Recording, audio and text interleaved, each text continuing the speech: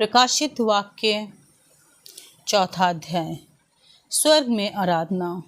इन बातों के बाद जो मैंने दृष्टि की तो क्या देखता हूँ कि स्वर्ग में एक द्वार खुला हुआ है, और जिसको मैंने पहले तुरही के से शब्द से अपने साथ बातें करते सुना था, वही कहता है, यहाँ ऊपर आ जा और मैं वे बातें तुझे दिखाऊंगा जिनका इन बातों के बाद पूरा होना अवश्य है।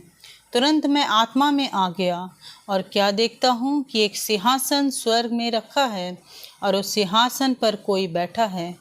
जो उस पर बैठा है वह यशब और माणिक्य सा दिखाई पड़ता है, और उस सिंहासन के चारों ओर मरकत सा एक मेघधनुष दिखाई देता है। उस सिंहासन के चारों ओर 24 सिंहासन हैं, और इन सिंहासनों पर 24 प्राचीन श्वेत वस्त्र पहने हुए बैठे हैं, और उनके सिरों पर सोने के मुकुट हैं। उस सिंहासन में से बिजलियां और गर्जन निकलते हैं, और सिंहासन के सामने आग के 7 दीपक जल रहे हैं।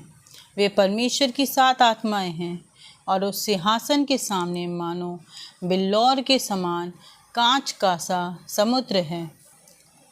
सिंहासन के बीच में और सिंहासन के चारों ओर 4 प्राणी हैं, जिनके आगे पीछे आंखें ही आंखें हैं।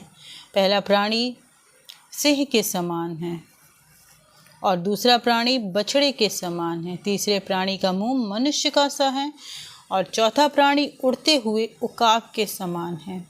चारों प्राणियों के 6-6 पंख हैं, और चारों ओर और भीतर आंखें ही आंखें हैं।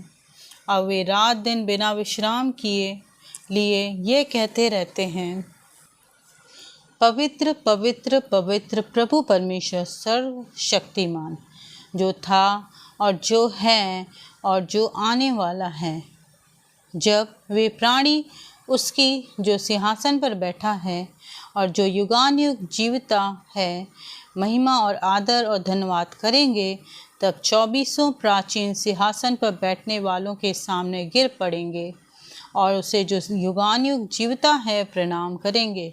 और वे अपने अपने मुकुट सिंहासन के सामने ये कहते हुए डाल देंगे, हे हमारे प्रभु और परमेश्वर, तू ही महिमा और आदर और सामर्थ्य के योग्य है, क्योंकि तू ही ने सब वस्तुएं सृजी हैं, और वे तेरी ही इच्छा से थी और सृजी गईं।